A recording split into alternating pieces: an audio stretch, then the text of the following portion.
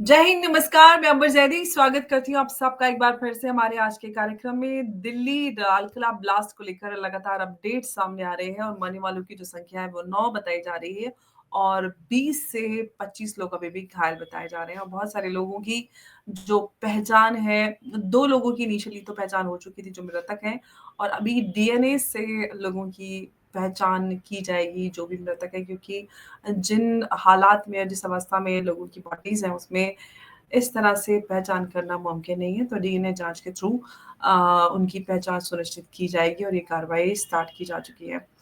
और आप जैसे कि ये खबर देख रहे हैं कि जो लाल किले पर जो टेरर अटैक हुआ, इसको फ़िदायीन अटैक के तौर पर देखा जा रहा है। ये फ़िदायीन अटैक है और जो शुरुआती जाँच है और उसमें ये सब पता चल रहा है कि किस तरह से जैश-ए-मोहम्मद ने ये सब कुछ कराया। इसके पीछे जैश-ए-मोहम्मद का हाथ है और इसी पूरे मामले पर हम और आगे जो अपडेट्स आ रहे हैं, उसपे हम चर्चा करेंगे और उमेश जी भी हमारे साथ शामिल है।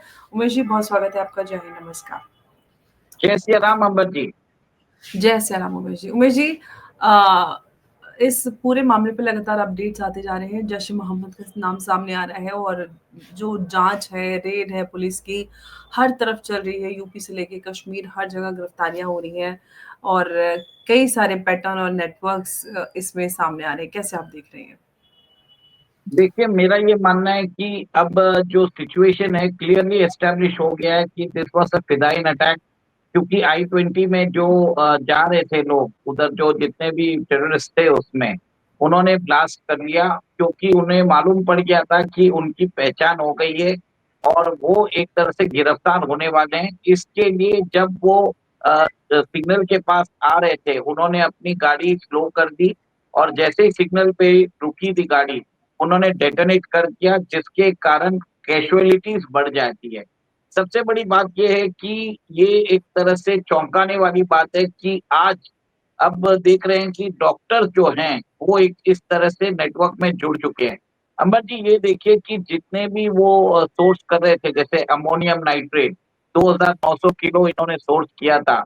उसके बाद रेसिन जो बना रहे थे, वो लोकली ये एक तरह से लोकली ये सब चीज़ें अवेलेबल रहती है। इसके लिए बाहर से फाइनेंसिंग की ज़रूरत नहीं पड़ती है। अब कहीं न कहीं आप ये देखिए, गुजरात के अंदर वो जो एटीएस ने पकड़ा था उस आदमी को, वो डॉक्टर है और वो बीजिंग गया था और वहाँ पे वो रेज़िन बनाने की कोशिश कर रहा था। रेज़िन को वो यूज़ करेगा टेम्पल के प्रसाद के अंदर। और एक तरह से मतलब हाई इम्पैक्ट वॉरफेयर है। Low cost high impact warfare में चले गए हैं। और ये भी देखिए ना कि जितने भी डॉक्टर्स हैं जो इतने नॉर्मल लग रहे थे और वो भी इस टेरर नेटवर्क में पाए गए। ये एक चौंकाने वाला एक तरह से मेरे ख्याल से डेवलपमेंट है। और ये देखिए कि जिस हिसाब से अल फहद यूनिवर्सिटी के जो एक तरह से लेबोरेटरी बन गया था और all the testing of explosives, और वहाँ पर एडिशनल अभी 50 से 60 किलो ऑफ एडिशनल एक्सप्लोजिव भी मिला है। और फरीदाबाद में बताया जा रहा है कि बहुत जगह पर वहाँ पर पुलिस सर्च कर रहे हैं, सर्च ऑपरेशंस कर रहे हैं और डॉक्टर शाहीना भी पकड़ी गई है, जो जैश ए मोमिनत की हेड रही है। बार-बार कश्मीर भी जा चुकी है और कहीं न कहीं लॉजिस्टिक सपोर्ट उन्होंने प्रोवाइड किया है। अब जो एनआईए की टीम है, एटीएस की टीम है, उन्होंने वो अब डॉक्टर शाहीना की जो फादर हैं, उनसे पूछताछ कर रहे हैं। और ये भी देखिए कि प्रधानमंत्री मोदी जी ने आज भूटान के अंदर संबोधन करके बोला है, वो दोनों इंग्लिश और हिंदी में बोला है कि हाँ, no one will be spared. और सिमिलर स्टेटमेंट्स हमारे डिफेंस मिनिस्टर राजनाथ सिंह के द्वारा भी आए हैं। इसके कारण पाकिस्तान में हड़कंप मच गई है। पाकिस्तान के अंदर जो रिपोर्ट्स आ रही है, नो टाइम इश्यू कर दिया गया है। तीनों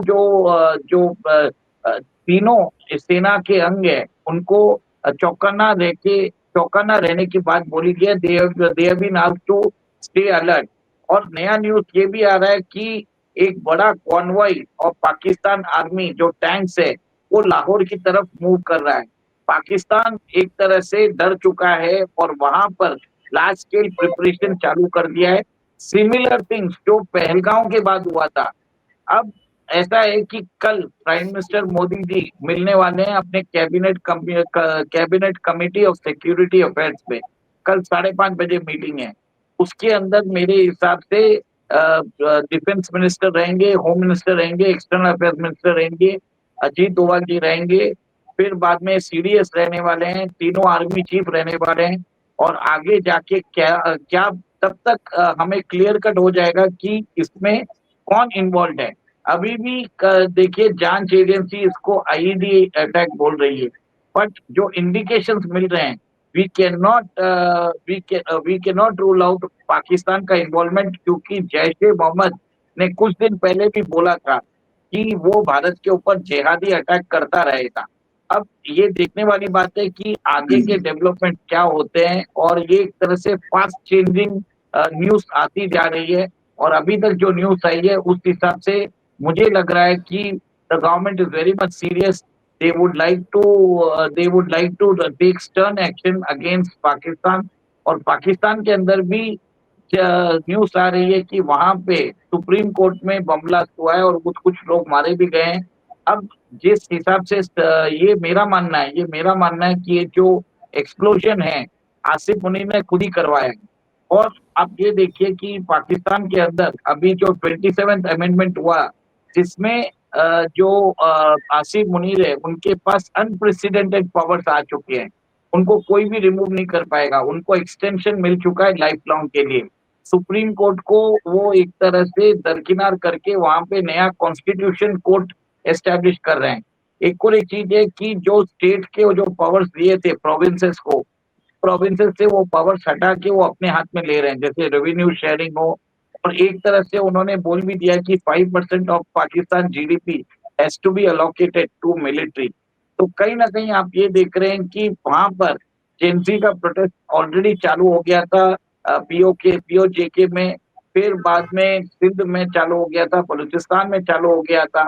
तो आप ये देख सकते हैं कि वहां पर एक तरह से जो बोलते हैं ध्यान भटकाने के लिए उन्होंने भारत पे टेरर अटैक कर दिया था। टेरर अटैक के बाद उनको मालूम है कि भारत रिस्पॉन्ड करेगा, और पाकिस्तान के अंदर सबको यूनाइट करने के लिए भारत के खिलाफ ये अटैक वो रेगुलरली कराते जा रहे हैं। वो पाकिस्तान में अपनी पावर जो है कंसोलिडेट भी कर रहे हैं, और एक तरह से भारत के ऊपर टेररिस्ट अटैक करके अपने लोगों को जानबूझ के भारत की तरफ से, क्योंकि भारत को अटैक करना पड़ेगा, कोई उपाय नहीं है हमारे पास। लेकिन उमेश जी, अब पूरे इस जो अपडेट्स आ रहे हैं उनमें मैं एक जो इनफैक्ट 1-2 पॉइंट्स ऐसे हैं जिस पर हमें मुझे लगता है कि एक चर्चा की ज़रूरत है। एक तो ये है कि जिस तरह से डॉक्टर्स इस पूरे मामले में नज़र आ रहे हैं, और साथ ही साथ जो डॉक्टर शाहीन है, उनकी गिरफ्तारी हुई है सहारनपुर से, और उसमें ये पता चला है कि वो जैश-ए-मोहम्मद का जो विमेन विंग है जमातुल मोमिनात, उसको वो उसकी रिक्रूटमेंट में लगी हुई थे, और पूरी तरह से ये सारी चीज़ें सामने आ रही हैं। तो ये कई सारी चीज़ें ऐसे सामने आ रही हैं जिस पर हमें चर्चा की ज़रूरत है, और कहीं न कहीं नया भी इसमें काफ़ी कुछ देखने के लिए मिल रहा है। देखिए, मेरा ये मानना है कि बहुत ही डिस्टर्बिंग है कि डॉक्टर्स एक तरह से इसमें जुड़ रहे हैं। तो जो डॉक्टर उमेर हैं, जिनको बताया जाता है कि ही वाज़ फ्रॉम कश्मीर, और उन्होंने जहाँ से जो जिस मेडिकल कॉलेज में उन्होंने शिक्षा ग्रहण की थी, that was funded by that was actually funded by a, जो वहाँ का जो टेम्पल है जम्मू में, जो कोई टेम्पल बोर्ड उसको फंड कर रहा था। आप सोचिए कि ये एक तरह से ये एक नोबल प्रोफेशन है। लोग यहाँ पर आपके पास आते हैं कि आपको देखिए हमारे देश में अगर देखा जाए कि डॉक्टर को बहुत हद तक मरीज़ एक तरह से भगवान का दर्जा देता है। अब एक तरह से या इस प्रोफेशन को एक मलाइन करना, ये मेरा ये मानना है कि कोई भी धर्म का हो, उनको ये काम नहीं करना चाहिए। इवन आप रामायण में देख लीजिए, सुषेण वैद्य जो थे भले ही लंका के वैद्य थे, और उन्होंने लक्ष्मण जी को ठीक भी किया था। उन्होंने ही बोला था कि संजीवनी बूटी आप लेके आइए, तभी हनुमान जी लेके आए। तो मेरा ये मानना है कि जो डॉक्टर का प्रोफेशन होता है, it is a very noble profession, और इसको एक तरह से दागदार किया है। और आगे जाके ये और एक तरह से मेरा ये मानना है कि आईसिस ने जो करता था कि वो पढ़े-लिखे लोगों को अपने अंदर रिक्रूटमेंट करता था। सिमिलर चीज़ें अब आप देख रहे हैं, जैश-ए-मोहम्मद, लश्कर-ए-तोयबा, भी वही काम कर रहे हैं। भारत के अंदर वो यहीं पे मॉड्यूल्स रेस कर रहे हैं। पहले जो होते थे वो जो इनके फुट सोल्जर्स होते थे, वो एक तरह से अनएम्प्लॉयड होते थे। बट अब एक तरह से आप ये देखिए कि सोफिस्टिकेटेड जो मतलब प्रोफेशनल लोग हैं, they are getting into this terror activities. एक तरह से ये हाइब्रिड वॉरफेयर बोल सकते हैं। और इसका जो खामियाजा है, एक तरह से डिस्ट्रस्ट पैदा करने की कोशिश की जा रही है। तो right now what I feel is कि इसके अंदर देखिए अमोनियम नाइट्रेट है, उसको यूज करते हैं यूरिया और फर्टिलाइजर में। तो कहीं ना कहीं उसको धीरे धीरे भी इन्होंने इकट्ठा किया, और जिसके कारण 2,900 किलो ये एक्सप्लोसिव ये जमा कर सकते थे। अब इतना बड़ा जो एक्सप्लोसिव्स है, इसके लिए मेरा ये मानना है they were planning to do some sort of a serial attack. और जब वो I-20 के कार के अंदर जो वहां पे लोग चला रहे थे, उनको मालूम पड़ गया था कि the ETS is going to nab them, तो उन्होंने सेल्फ डेटोनेट करके this was a clear cut फिदाइन अटैक। सामने ये बात आ अब रही है इसमें डॉक्टर समीना जो है वो जैशे मोहम्मद की जो विमेन विंग है जमातुल मोमिनात उसको वो उसमें जो रिक्रूटमेंट है उसका वो काम कर रही थी। अब महिलाओं के भी शामिल होने की और वो भी डॉक्टर इसमें डॉक्टर महिला पुरुष और जो इस तरह से जिन लोगों पर शक आसानी से न जाए वो लोग शामिल हो रहे हैं और महिलाएं इसमें शामिल हो रही हैं। कितना खतरनाक ये पैटर्न नजर आ रहा है? देखिए, ये तो एक हाइब्रिड वॉरफेयर चालू हो गया है। We have to be ready for this. Pakistan को समझ में आ गया कि टेररिस्ट भेज के कोई मतलब नहीं है। अब वो लोग क्या यूज कर रहे हैं, वो लोग यूज कर रहे हैं apps like Telegram, Signal for spreading for recruitmenting skilled professionals. एक तरह से ये व्हाइट कॉलर टेररिज्म बोल सकते हैं। कोई भी और यहाँ पर फरीदाबाद के जिस हॉस्पिटल में ये लोग काम करते थे, वहां के लोगों को यकीन ही नहीं हो रहा है कि ये लोग इन्वॉल्व हो सकते हैं इन टेरर एक्टिविटीज। वो बहुत बड़ा एक तरह से सेटबैक है। और मेरा ये मानना है कि पाकिस्तान हैज़ नाउ पाकिस्तान ने नया एक तरह से कर दिया है कि उनको फंडिंग भेजने की ज़रूरत ही नहीं है। जितने भी अभी उनको फायर आर्म्स ना तो एक्सप्लोसिव भेजने की ज़रूरत नहीं है। ये सब जो चीज़ें हैं जिससे रेज़िन बनता है, कैस्टर सीड से बनता है, और ये अमोनियम नाइट्रेट तो यूरिया के प्रोडक्शन में आता है। तो ये लोकली अवेलेबल है। तो कोई बड़ी बात नहीं है, छोटे-छोटे क्वांटिटी में इसको लेके लेके सबसे जा उमेश जी इसमें एक एक सबसे बड़ी बात क्या है कि इस तरह के जो केमिकल्स हैं चाहे रेसिन हो या फिर अमोनियम नाइट्रेट हो, डॉक्टर्स आसानी से प्रोक्योर कर सकते हैं फॉर रिसर्च एंड एवरीथिंग।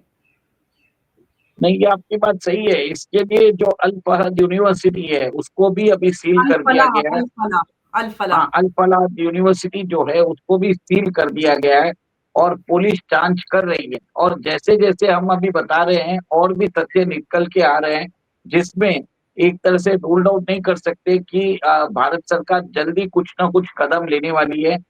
और मेरा ये मानना है कि पाकिस्तान के अंदर मुल्ला मुनीर जो है, उसको कहीं न कहीं डर लग रहा है। इसके लिए उसने पहले से ही नोटैम एक तरह से जारी कर दिया है। लेकिन जिस तरह से उमेश जी लगातार अपडेट्स और खबरें लगातार सामने आ रही हैं जिसमें कश्मीर में भी डॉक्टर उमर है और ये सारे डॉक्टर मुजम्मिल और उनके परिवारों की गिरफ्तारी, दोस्त, रिश्तेदार और काफ़ी कड़ी जो कार्रवाई है वो की जा रही है। यूपी से भी 7 से ज़्यादा गिरफ्तारी अब तक हो चुकी हैं। लेकिन अगर हम बॉर्डर की बात करें, कहीं न कहीं इसमें बांग्लादेश एंगल है, जैश-ए-मोहम्मद है और हाफ़िज़ सईद और पाकिस्तान की जो प्रॉक्सिमिटी और जो पूरी तरह से पाकिस्तान और बांग्लादेश एक्टिवेट हो रहे थे, नतीजे सामने आ ही रहे हैं और हम लगातार इस पर चर्चाएँ कर ही रहे थे। लेकिन अब आपको क्या लगता है कि बॉर्डर सिक्योरिटी और वो सारी चीज़ें तो अभी तो हाई अलर्ट है। लेकिन आपको क्या लगता है कि परमानेंट इलाज की ज़रूरत है या फिर आपको लगता है कि ये लगातार समस्या बनी रहेगी? देखिए, सबसे पहले तो बॉर्डर की फेंसिंग करनी ज़रूरी है। बांग्लादेश बॉर्डर पे बताया जाता है कि मालदा और मुर्शिदाबाद में, वहाँ पर कुछ एरियाज़ में 500 से 600 किलोमीटर का जो एरिया है, उधर फेंसिंग नहीं हुई है। और बांग्लादेश सरकार बंगाल सरकार ने बीएसएफ को लैंड अलोकेट नहीं किया है, जिसके कारण वहाँ पर भी एक तरह से आप कोई भी आ जा सकता है। तो मेरा ये मानना है जब तक आप फेंसिंग नहीं करेंगे, ये सब टेम्पररी मेजर्स रहने वाला है। भारत सरकार अभी जागी है और उन्होंने वहाँ पे बायोमेट्रिक स्कैनर्स लगा दिए हैं और एसआईआर के बाद रिवर्स माइग्रेशन भी चालू हो गया है। जो भी लोग जा रहे हैं जाने दीजिए, उनको डिटेन करने से भी कोई मतलब नहीं है। अगर आपने डिटेन भी कर लिया, आपको ही फैसिलिटीज बनानी पड़ेगी और वो सब करना पड़ेगा। It is better that we allow them to go out. अगर उनको जो भी जा रहे हैं उनकी फिंगर्स, उनका रेटिना और फिंगर पॉइंट ले लीजिए। और एक और एक चीज क्या देखा जाएगा इसमें, आपको आपके पास सारा डेटा आ जाएगा, उसको मैच करिए, तब आपको मालूम पड़ जाएंगे कि अगर उन्होंने आधार कार्ड ले लिया है, इमीडिएटली उसको नल एंड वॉइड कर दीजिए। सेकेंड, आप ये भी देख लीजिए जितने भी बेनिफिट्स है उनके, भारत में जितने भी अकाउंट्स हैं, इमीडिएटली फ्रीज करिए। वो बहुत जरूरी है। जब तक आप उनका जो फाइनेंशियल नेटवर्क है उसको आप जब तक खत्म नहीं करेंगे, तब तक ये चीज चलता रहेगा। ये जो मुस्तैदी है, आप भले ही ट्रेन में जाके सब लोगों के सामान चेक कर रहे हैं, these are not feasible long term solutions. ये एक तरह से टेम्पररी सोल्यूशन है। आपने बरोबर बोला है, बस टर्मिनल्स में आप चेकिंग कर रहे हो, क्राउडेड मार्केट्स में चेकिंग कर रहे हो, रेलवेज में चेकिंग कर रहे हो, मेट्रोज में करो, कितना कर लोगे? अल्टीमेटली आपको बॉर्डर को फेंसिंग करना पड़ेगा और बांग्लादेश बॉर्डर पे आपको करना भी जरूरी है, क्योंकि लश्कर ने अपना एक आदमी उधर भेज दिया, एक लीडर भेज दिया है। और उसने पहले भी, आप मैंने बोला भी था कि हाफिज सईद ने एक तरह से बोल भी दिया है कि भारत के ऊपर वो अटैक कर देगा। तो आप ये देखिए कि आपको अपना बॉर्डर सिक्योर करना पड़ेगा और बॉर्डर पे कोई भी अगर क्रॉस करना चाहे इलीगली, फायर कर दीजिए। We are not there for, हमें किसी भी ह्यूमन राइट्स ये सब चीजों पे नहीं ध्यान देना है। कुछ लोग मरेंगे, we can't help it down, नहीं तो हम उनको नहीं मारेंगे तो वो लोग आके हमको मार देंगे। This is we have to realise. और जब आप फायरिंग करना चालू कर दोगे, भले कोई भी हो, तो इमीडिएटली उनके अंदर भी डर बैठेगा, नहीं तो ऐसे ही अनकंट्रोल चलता रहेगा। और अमर जी, सबसे बड़ी बात है, इतने सारे लोग इधर आते हैं बांग्लादेशी, उनको जॉब कौन दे रहा है? उनको इकोनॉमिक लाइवलीहुड कौन दे रहा है? How can they survive and thrive in those area? ऐसे लोग जो बांग्लादेशीज को जॉब्स पे रखते हैं, उनको भी नेशनल ट्रेटर बोल देना चाहिए। कुछ चंद रुपयों के लिए देश की सुरक्षा के खिलवाड़ कर रहे हैं। देखिए, मैं ये हमेशा मैंने बोला है कि हम लोगों को एक ही चीज लगता है कि हम हमेशा मुसलमानों को एक तरह से ब्लेम करते हैं। बट सेकेंड चीज है, जो हिंदूज जो चंद रुपयों के लिए अपनी फैक्ट्री में इनको एम्प्लॉयमेंट देते हैं, कुछ गृहणियां जो इनको होममेड के जैसे रख रही हैं, दे आर इक्वली रिस्पॉन्सिबल। मेरा ये भी मानना है। हमेशा मैं बोल रहा हूँ, लाइवलीहुड बंद करोगे तो ऑटोमेटिकली सब ये आना बंद कर देंगे। आपके लाइफ, आप लोग लेकिन इनको, सवाल उमेश जी ये है कि उन लोगों को थोड़ी ना पता है कि ये बांग्लादेशी हैं। वो तो ये कहते हैं कि हम वेस्ट बंगाल से आए हैं या आसाम से आए हैं, यहाँ पे दिल्ली में आकर कह देते हैं। जिनसे काम मांगते हैं उनको थोड़ी ना बताते हैं कि हम बांग्लादेशी हैं। सवाल ये है, उस सिस्टम पे सवाल है जो इन लोगों को इन्फिल्ट्रेट करने देता है, इनको यहाँ पे आने देता है और इनके कागजात सारे बन जाते हैं, डॉक्यूमेंट्स बन जाते हैं। देखिए कागजात जितने भी बने, डायलेक्ट जो होता है, आपकी जो भाषा है, उसे आप पकड़ सकते हैं। मनीष जी, यहाँ के लोग कैसे समझ पाएंगे जिन लोगों को बंगाली नहीं आती? Only Bengalis can understand, west people from West Bengal can understand. जो यहाँ नॉर्थ वाले हैं या साउथ वाले हैं, उनको कैसे पता चलेगा कि बंगाली बंगाली में एक भाषा का अंतर?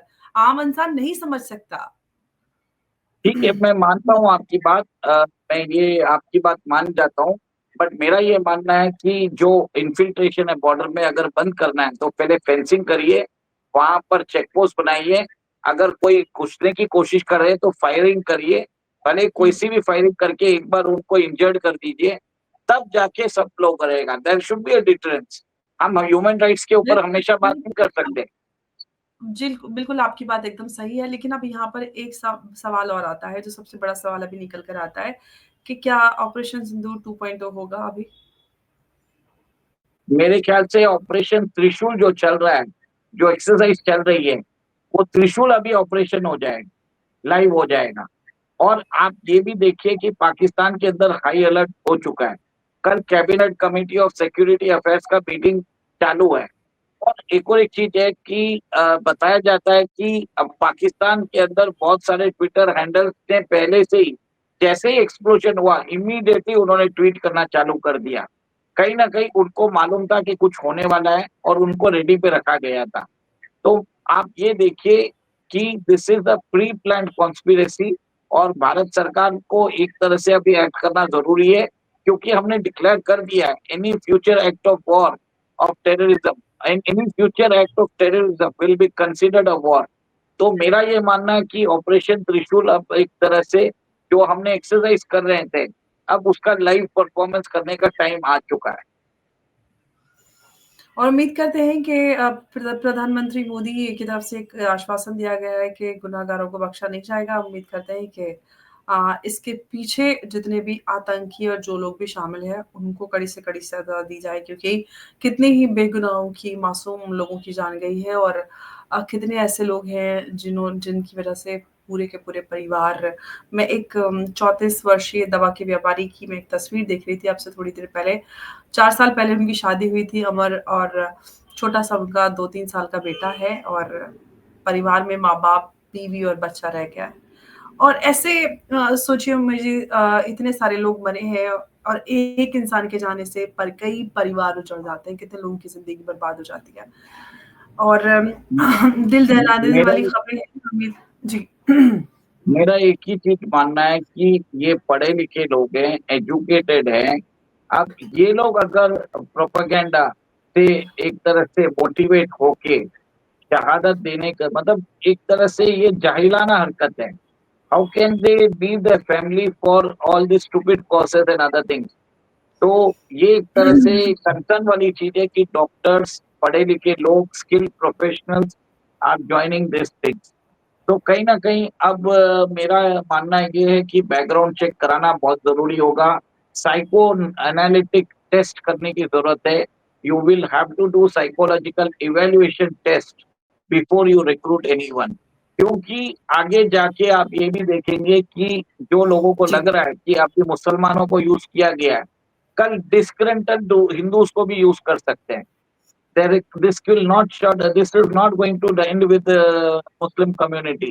ISI knows that अब इंडिया को मालूम पड़ गया, कल वो कोई भी किसी को भी यूज कर सकता है। अभी तो कुछ मेरा ये महीनों पहले यूट्यूबर्स के वो उमेश जी कुछ महीनों पहले यूट्यूबर्स खुल के आ रहे थे कि यूट्यूबर्स को कैसे टारगेट ज्योति कर रहा है। मल्होत्रा ज्योति मल्होत्रा आप देख लीजिए। तो और ये एक तरह से नॉट ओनली ज्योति मल्होत्रा, बहुत सारे लोगों के नाम सामने आए थे, हरियाणा, पंजाब और कहाँ-कहाँ से कितने सारे यूट्यूबर्स, हाँ, इन्फ्लुएंसर्स। मैं वही बता रहा हूँ कि right now Indian government has to do a background check. एक तरह से आपको किसी सबका साइको इवैल्यूएशन करना ज़रूरी है कि weather he is having a trait of जिहादी ट्रेट्स अगर उसमें हैं, अर्ली आइडेंटिफिकेशन करना ज़रूरी है। और कहीं न कहीं मेरा ये मानना है कि it is going to India is going to become a surveillance state.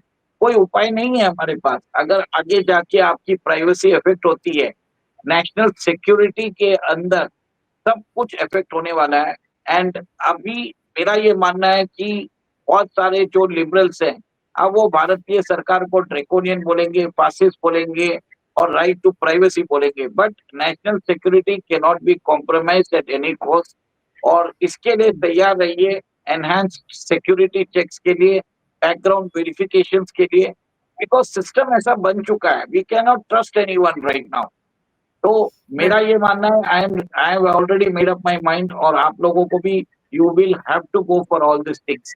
कहीं भी जाइए थोड़ा जल्दी जाइए, एयरपोर्ट जाना है या क्या जाना है, क्योंकि भीड़ रहेगी, भीड़ बढ़ेगी क्योंकि एयरपोर्ट पर you will find enhanced checking mechanism चलेगा। और अभी तो ऐसा है कि सब जगह चेकिंग चल रही है। सो कहीं भी जाइए तो कोऑपरेट विद द एजेंसी। जी। बहुत-बहुत धन्यवाद उमेश जी हमारे साथ आज की इस चर्चा में जुड़ने के लिए। नमस्कार, जय हिंद, जय भारत। जय सिया राम। जय सिया राम।